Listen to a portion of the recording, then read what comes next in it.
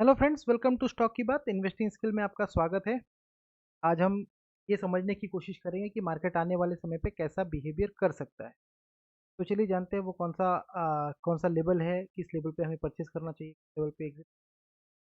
तो ये सब जानने से पहले जो मोस्ट इम्पॉर्टेंट इन्फॉर्मेशन जो मेरे साइड से है कि मैं सेबी रजिस्टर्ड एनालिसिस नहीं हूँ। जो भी इन्फॉर्मेशन मैं आपको प्रोवाइड करता हूँ वो सिर्फ एजुकेशन पर चार्ट मुझे समझ में आती है, वो आप लोग भी थोड़ा बहुत देख पाएँ। जो भी मुझे समझ में आता है वो आपको समझा सकूँ। तो चलिए जानते हैं क्या हो सकता है। मार्केट अभी कहाँ खड़ा है? 24570 पे। तो आप देखिए, अक्टूबर के बाद से, अक्टूबर 2024 के बाद से मैं करता हूँ, इस लेवल के बाद से मार्केट एक कंटिन्यूअसली साइडवेज जोन पे ट्रेड कर रहा है।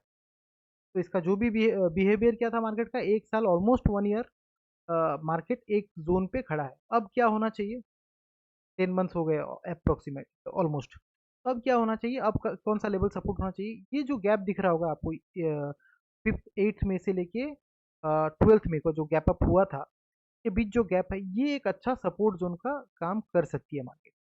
ये एक अच्छा सपोर्ट ले सकती है, मतलब इस लेवल पे आए, इसको गैप फिल करे तो आप एक्यूमुलेट कीजिए with the proper stop loss of, ये आपका स्टॉप लॉस होना चाहिए 23860, राइट। तो हम मार्क करते हैं मेजर सपोर्ट 2386। स्टॉप लॉस भी समझ सकते हैं कि इसके नीचे आएगा तो एक फिर से हम डाउनफॉल एक्सपेक्ट कर सकते हैं। मेजर और सपोर्ट कौन कौन सा है? 24389, 389, 2416।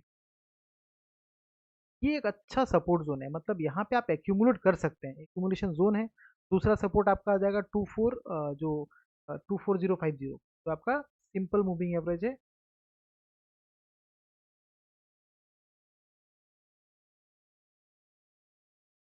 यहाँ तक जब भी आपको स्टॉक कोई भी यहाँ पे स्टॉक इंडेक्स मिलता है, आप यहाँ पे ईटीएफ बाई कीजिए, या जो भी लार्ज कैप है, लार्ज कैप स्टॉक पे देखिए जिस पे ब्रेकआउट आया है या कंसोलिडेशन फेज की ऊपर जा रहा है, आप वहाँ पे वो सब स्टॉक परचेज कर सकते हैं। तो ये तो था सपोर्ट। रेसिस्टेंस क्या होना चाहिए मार्केट में? तो पहला रेसिस्टेंस मेरे हिसाब से 24972 सर, 4950 से 2501। रेसिस्टेंस क्या है? 4950 25। इसके ऊपर मार्केट कभी भी निकलता है इस जोन के ऊपर, तो हम एक्सपेक्ट कर सकते हैं कि मार्केट में एक खासी रिकवरी आ सकती है। क्यों आ सकती है वो भी समझेंगे, और एक दूसरा रेसिस्टेंस जो है वो हम, ये रेसिस्टेंस ही दूसरा रेसिस्टेंस कर सकते हैं।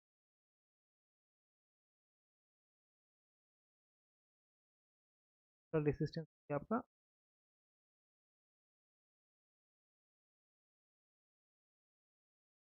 550।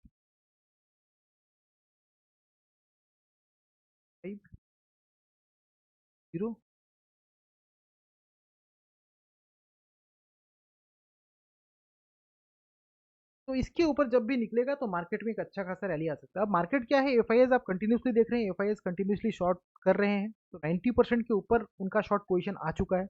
जब भी ऐसा इंसिडेंट हुआ है, इससे पहले 4 बार हुआ है, तो मार्केट में एक अच्छा खासा रैली आया, तो हम एक्सपेक्ट कर सकते हैं कि कोई भी डिप आता है आने वाले समय में, कोई भी अपॉर्चुनिटी मिलता है तो एक अच्छा खासा अपॉर्चुनिटी होना चाहिए ऐड करने के लिए। स्टॉक ऐड कीजिए, एटीएफ ऐड कीजिए, इंडेक्स ऐड कीजिए। तो ये तरीका होता है कि आप देखिए मार्केट का बिहेवियर को समझिए, मार्केट कितने साल से टाइम पास कर रहा है, कितने महीने से टाइम पास कर रहा है। उसके बाद एक कंसोलिडेशन फेज के बाद अच्छा खासा ब्रेकआउट यहाँ पे आया जो सस्टेन नहीं कर पाया, बट वीके हम लोग रिटेस्ट कर रहे हैं इस लेवल पे। रिटेस्ट करने का हो सकता है कि एक अच्छा खासा आप मूव फिर आने वाले टाइम में दिख सकता है।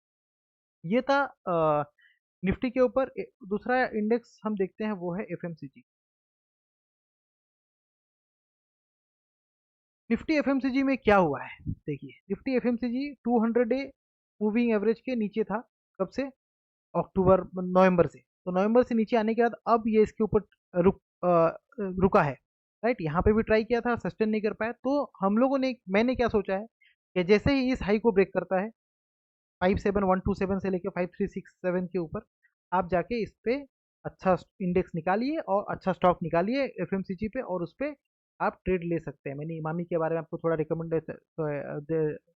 हिंट दिया ही है 2 वीक्स पहले। तो ये इमामी पे फोकस कर सकते हैं, डाबर देख सकते हैं, ब्रिटानिया जो भी आपको अच्छा लगे वो आप देख सकते हैं।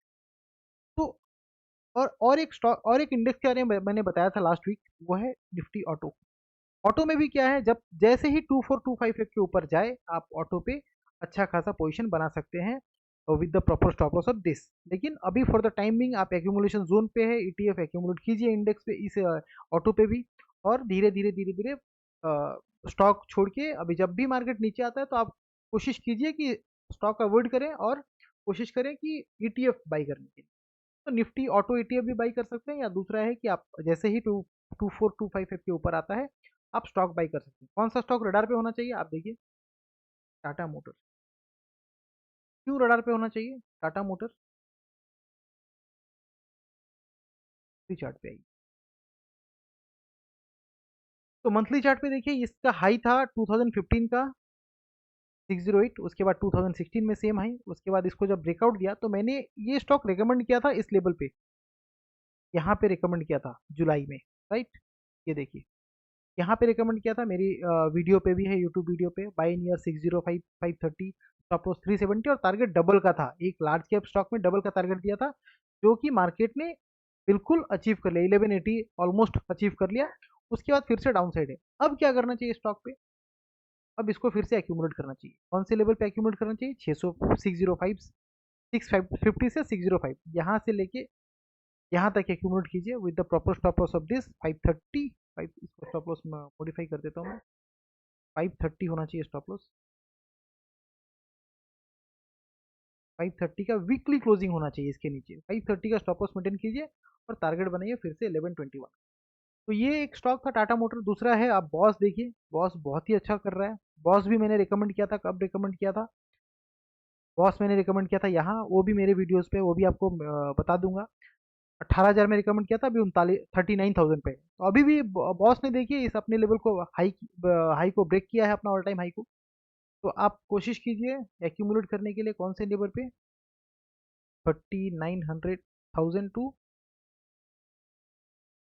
36,000। आराम से आराम से एक्यूमुलेट कीजिए, कोई हड़बड़ी नहीं है with the proper stop loss. Stop loss थोड़ा नीचे है, 31,000 का स्टॉप लॉस है। प्रोसेस रहिएगा, जब नीचे आता है तभी आप लीजिए, ये पहले ऐड मत करिएगा स्टॉक को। ये है स्टॉप लॉस 31,000।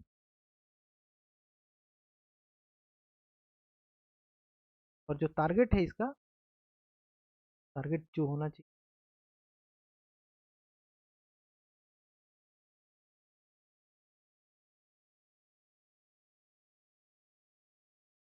टारगेट जो होना चाहिए वो है 52,000 का होना चाहिए। तो आप ऐसे करके इस पे बिट लीजिए, कोशिश कीजिए जितना नीचे ले सके। 36,000 35,000 is the good level two by.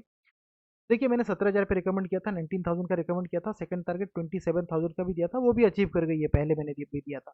तो अभी इन दोनों पे मैं फिर से रिकमेंडेशन दे रहा हूँ आपको, आप अपने हिसाब से बाई कीजिए, अपने फिनेंशियल एडवाइजर से डिस्कशन करने के बाद ही बाई करिए। मैं जो भी आपको बताता हूँ वो सिर्फ एजुकेशन पर्पस के लिए बताता हूँ। चलिए ये दो स्टॉक थे और कुछ दो इंडेक्स के बारे में बताया आपको। अगर मेरा वीडियो पसंद आता है तो सब्सक्राइब करें चैनल को और जरूर अपने फ्रेंड्स के साथ शेयर करें। Thank you.